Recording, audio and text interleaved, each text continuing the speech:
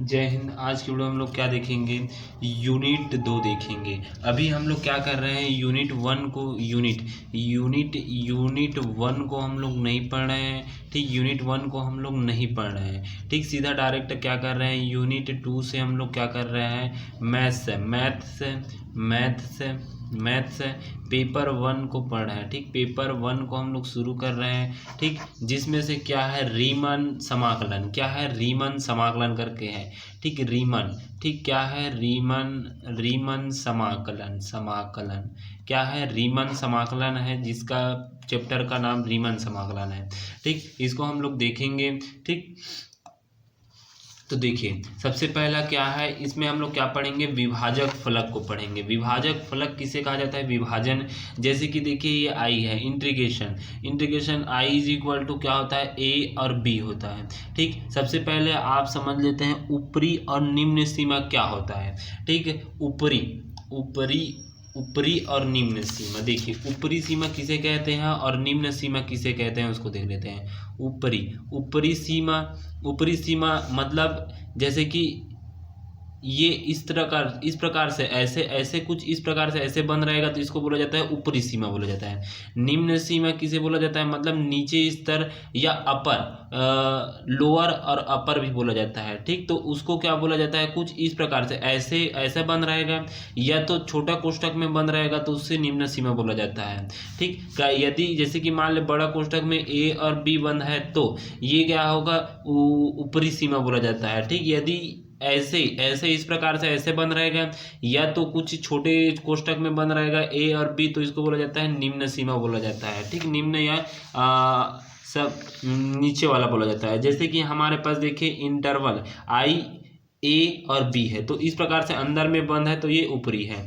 ठीक, अंदर में बंद है तो अब देखिए P हम लोग लिए, P x बराबर 1 रखे हैं, पहले 1 रख कर देखें, फिर उसके बाद 2, फिर 3, डेज कहाँ पर गया, Rn तक गया, Rn - में 1, फिर उसके बाद देखिए x r हो गया, फिर डेज क्या लिए हैं, x n - में 1 हो गया है। ठीक, इस प्रकार से हो गया। अब देखिए सब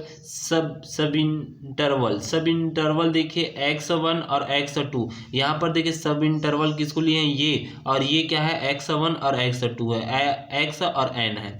ठीक, अब देखिए दूसरा देखते हैं, जोड़ी बनाते हैं। जैसे कि x1 x2 का जोड़ी बना है सब इंटरवल, मतलब उसी प्रकार से देखिए यहाँ पर देखिए x और n का यहाँ पर बना है। उसी प्रकार देखिए जोड़ी यहाँ पर देखिए x r - में 1 और x r बना है, तो यहाँ पर देखिए x r - में 1 और यहाँ पर हुआ है डेज कॉमा x r बना है। डेज देखिए यहाँ पर x n वाला कब बना है, तो x n - में 1 x n हो गए। ठीक, उसके बाद देखिए nवा के लिए निकालते हैं, nवा इंटरवल देखते हैं। देखिए nवा देखिए तो nवा वाले इंटरवल ये है, तो इसको उतार देते हैं यहाँ पर, तो देखिए x n - में 1 और यहाँ पर डेज कॉमा, ठीक, x n हो गए। उसी प्रकार देखिए rवा इंटरवल देखिए, यहाँ पर देखिए rवा इंटरवल x r - में 1 और x r हो गए, जहां r इज इक्वल टू 0 1 2 3 इस प्रकार से हो गए।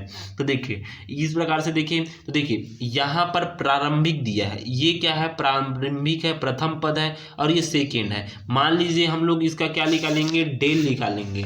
डेल r का मान निकालना चाहते हैं, डेल r का मान निकालेंगे तो क्या हो जाएगा, x r r प्रारंभिक, अंतिम माइनस में प्रारंभिक होता है कि नहीं होता है, आप फिजिक्स में पढ़ेंगे। डेल का मान निकालते हैं तो क्या होता है, अंतिम माइनस में क्या आता है, प्रारंभिक होता है। ठीक, देखिए यहाँ पर क्या है, अंतिम है और ये प्रारंभिक है, तो यहाँ देखिए अंतिम x r - में क्या हो जाएगा, प्रारंभिक, मतलब x r - में 1 हो जाएगा। उसी प्रकार डेल n के लिए निकालते हैं, तो डेल n के लिए निकालते हैं तो देखिए डेल n मतलब यहाँ पर डेल n या डेल n लिख सकते हैं या डेल i r लिख सकते हैं, मतलब i n लिख सकते हैं। यहाँ पर i r लिख सकते हैं, यहाँ पर i n लिख सकते हैं, is equal to x n - में x n - में 1। ठीक, तो इस प्रकार से हम लोग क्या आता है, इंटरवल डेल का मान निकालते हैं। देखिए डेल हो गए, del I R is equal to x r - में 1। इस सूत्र को आपको याद रखना पड़ेगा, ये वेरी एमपी है। जब हम लोग प्रमेय बनाएंगे तो ये सूत्र इसको बताना पड़ेगा। ठीक, यही याद रखना पड़ेगा। ठीक, अब उसके बाद देखिए सब इंटरवल